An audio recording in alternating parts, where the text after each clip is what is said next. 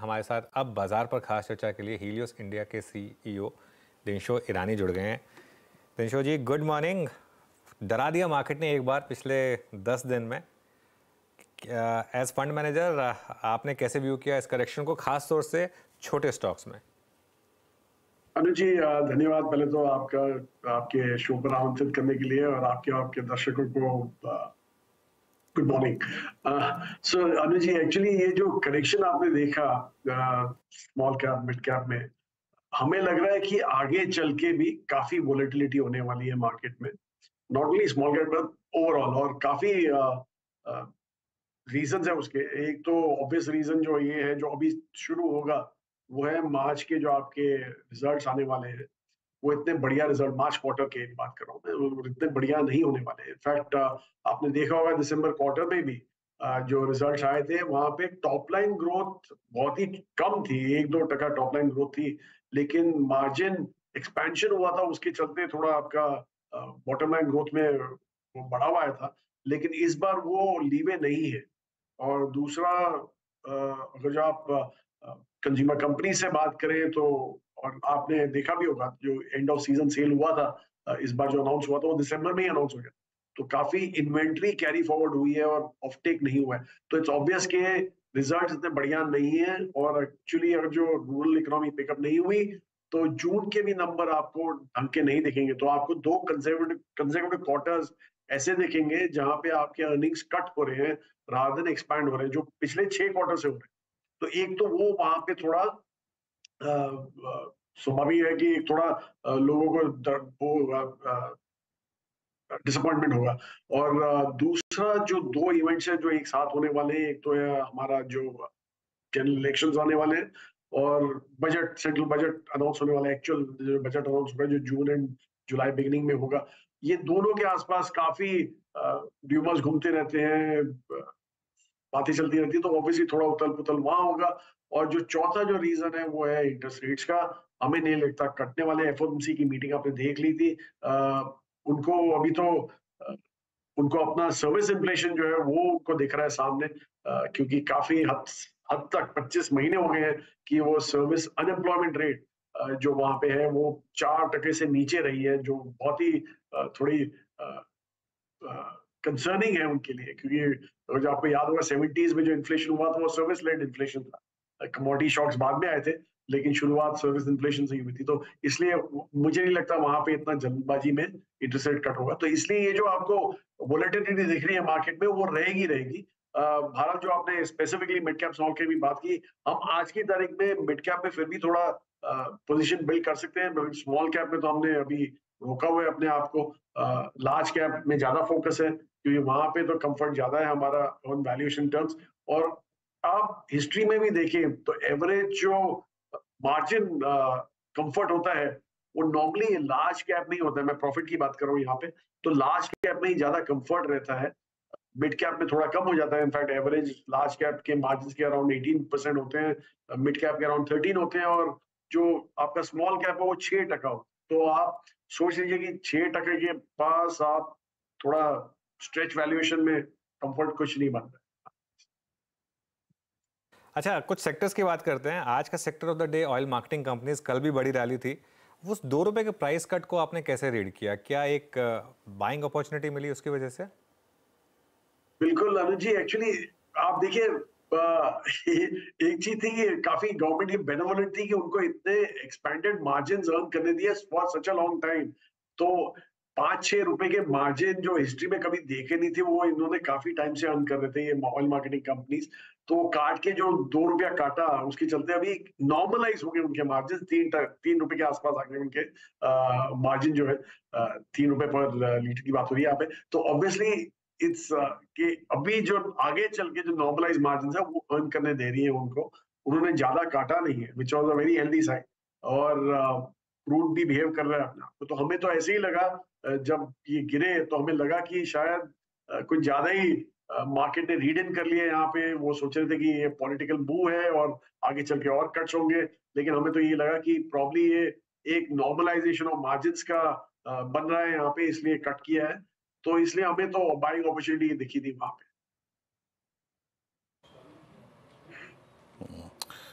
आप आए, बाहर आए दिनशॉ जी, इंडेक्स जो है वो डे हाई पर आके खड़ा हो गया, अच्छी बात है। आपसे ये मुलाकात अभी तक तो हक में जा रही है। अच्छा, इस मिड कैप और स्मॉल कैप के डैमेज के बीच में एक यूनिवर्स और ट्रबल में था, वो थी आरबीआई का जो कुछ एनबीएफसी पे एक्शन हुआ है। अब इसके बाद आपका एनबीएफसी पे व्यू क्या है? सभी एनबीएफसीज में प्राइस डैमेज हुआ, लार्ज कैप से लेके मिड कैप तक, इवन द बी टू। अभी आप लोगों का सर पिकिंग ऑर्डर एनबीएफसीज में क्या है, क्या क्या है आपके पास, या फिर इस डिप में कुछ ऐड किया आप लोगों ने जी अपने फंड्स मीनू में? जी, एक्चुअली नहीं जी, ऐड किया, एक्चुअली ऐड जो हमारे एग्जिस्टिंग पोजीशन थी उसी में ऐड किया, बिकॉज हमने जब भी एनबीएफसी देखे थे वो यही देखे थे, इसी इसी होप से देखे थे कि जब सबसे खराब वक्त था तब उन्होंने अपनी एसेट क्वालिटी कैसे मैनेज की थी। तो इसलिए जो आरबीआई का जो ये डायरेक्टिव आया था अबाउट लेंडिंग्स एंड ऑल दैट, तो उसमें हमें बहुत क्लैरिटी थी कि हमारे वाले एनबीएफसीज काफी हद तक अच्छे निकलेंगे, और वही हुआ। इसलिए हमारे जो मेन एनबीएफसीज हैं, एक हाउसिंग फाइनेंस का है, फिर दो हमारे सीवी फंडिंग वाले हैं, तो उसमें हमें कोई प्रॉब्लम दिखा नहीं। और जैसे ही करेक्शन हुआ उल्टा हमने तो ऐड करने का ही सोचा यहाँ पे, क्योंकि थैंकफुली म्यूचुअल फंड में पैसे रोज आते रहते हैं, तो हमें डिप्लॉय करने के लिए भी इशू नहीं रहता है, you don't have to reallocate the money. तो इसलिए हमें कोई प्रॉब्लम नहीं हुआ वहां पे, लेकिन वी वर वेरी कंफर्टेबल कि ये जब वर्स्ट ऑफ टाइम में उन्होंने अपने एसेट मैनेज कर लिए थे, तो आरबीआई कुछ नया नहीं निकाल सकता उनके उसके चलते, तो इसलिए we were very clear about this. जी हाँ, तो ये एनबीएफसी पे दिनशॉ जी का टेक है। Meanwhile markets at day high, और पूरा कैपिटल गुड्स को देखिए आप आज। Look at L and T, 3603 day high के जोन में, हर स्पेस का एक लीडर आके पार्टिसिपेट करता हुआ, और एलएनटी लेके आइए, रिलायंस को लेके आइए डे हाई की ट्रैजेक्टरी में, markets at day high. Dinshaw ji, इस बार हमने कैपिटल गुड्स में अलग ही मूव देखा। हालांकि इस बार लीडरशिप एलएनटी के हाथ में नहीं थी, बट मोर और लेस ये यूनिवर्स बहुत स्ट्रांग रहा। आप एबीबी के अर्निंग्स को देखिए, आप कमिंस के अर्निंग्स को देखिए। कमिंस के तो एक साल में आप प्राइस को पहचान भी नहीं पाएंगे। थोड़ा बजट के बाद हल्का सा डिप था, लेकिन उस डिप को बाजार ने हाथों हाथ लिया। कैपिटल गुड्स पे आपका टेक सर अभी?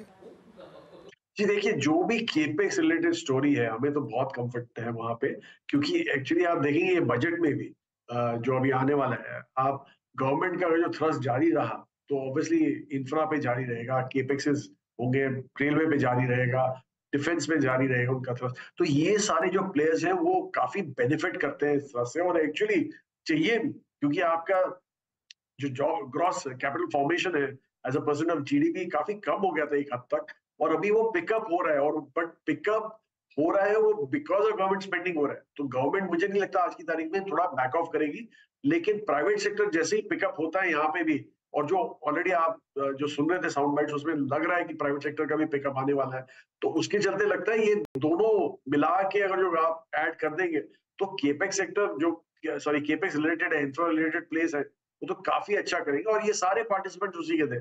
बहरहाल हमें एक्चुअली वैल्यूएशन के चलते हमें सिर्फ एक ही स्टॉक पसंद है, जो हर एक सेक्टर में, हर एक आप नाम लीजिए, कंस्ट्रक्शन की नाम लीजिए, रोड प्ले कीजिए, तो वो एक ही स्टॉक है जो करता है, जिसका आपने नाम लिया था अभी शुरुआत में। तो वो हमारे पास है, और वो हमें लग रहा है कि जिस हिसाब से उनकी ऑर्डर बुक बिल्डअप हो रही है, वो मैटर ऑफ टाइम है बिफोर वहां पे भी एक रैली आने बाकी है। कि बाय द वे मार्केट देखिए, निफ्टी 170 पॉइंट रिकवर हो चुका है अब डे लो से, बहुत शानदार रिकवरी।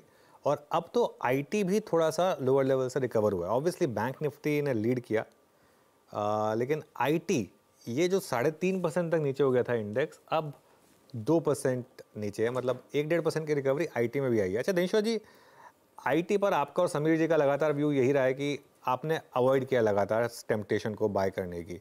अभी भी कंपनियां, कल एक्सेंचर ने गाइडेंस कट कर दी, ये कितने समय तक मामला चलने वाला है और कहां पर बाय होगा ये?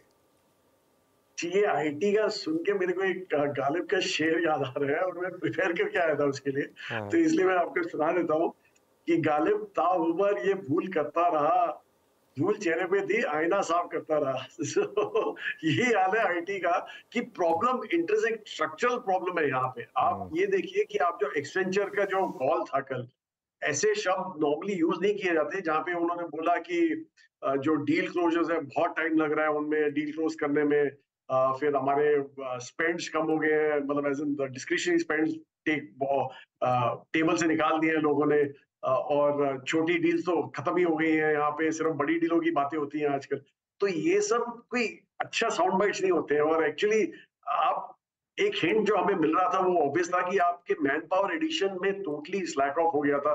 तो इसलिए यहाँ पे हमें लग रहा है कि अभी भी जो वैल्यूएशन बने हुए हैं, मतलब 28-29 टाइम फॉरवर्ड अर्निंग्स के, वो सस्टेनेबल नहीं हो सकते हैं। इसलिए हमें तो अभी भी सेक्टर खराब ही लग रहा है, तो बेटर दूर ही रहे। से दूर ही रहें। कोई और नया स्टॉक या सेक्टर जो आपने ऐड किया हो दिनशो जी, जिसकी हमने ज़्यादा बात की नहीं है? जी, हमने एक्चुअली नया कुछ सेक्टर ऐड नहीं किया, बट वेट ऐड किया हमने टूरिज्म में, बिकॉज हमने ये देखा कि मार्च की अगर जो आप बात करें, मतलब जो सबसे ठंडा महीना होता है फॉर होटल्स एंड ऑल, आप and I was travelling around, मैं काफी ट्रैवल कर रहा था बिकॉज हमारा बैलेंस एडवांटेज फंड का लॉन्च था, तो उसके चलते I had to travel around. हर एक होटल जहाँ पे भी मेरा 2 से 3 गुना उनके भाव बढ़ गए थे। तो ऑब्वियस है, और बिल्कुल ही चौको ब्लॉक थे होटल, मतलब कमरा मिलने में मेहनत लग रही थी हमारे स्टाफ को। तो ऑब्वियस है कि यहाँ पे एक बहुत ही बढ़िया तेजी बनी हुई है।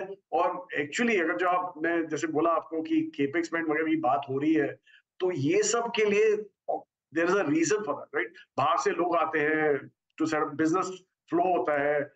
टूरिज्म तो आप साइड में रखिए, पर बिजनेस का जो ये टूरिज्म हो रही है, business tourism, that also has become too big. तो इसलिए हमें लग रहा है कि ये एक सेक्टर है जहां पे हमें बना रहना चाहिए, और इसलिए हमें तो काफी कंफर्ट है। राइट, बहुत बहुत शुक्रिया दिनशो जी आज हमारे साथ जुड़ने के लिए और हमसे बात करने के लिए। और जैसा वीरू ने कहा, आप आए, बाहर आई, आप चैनल पर आए और वहाँ से मार्केट घूमा और शानदार रिकवरी के साथ। थैंक यू सो मच धन्यवाद आज जुड़ने के लिए हमारे साथ। और वीरू, आपको एक कंपटीशन भी मिल गया, दिनशो जी ने भी एक आज गालिब का शेर सुना दिया आज। लेकिन मार्केट वैसे वाकई में थोड़ा शेरो शायरी के मूड में है भी, और अच्छी खासी रिकवरी। अच्छा, आई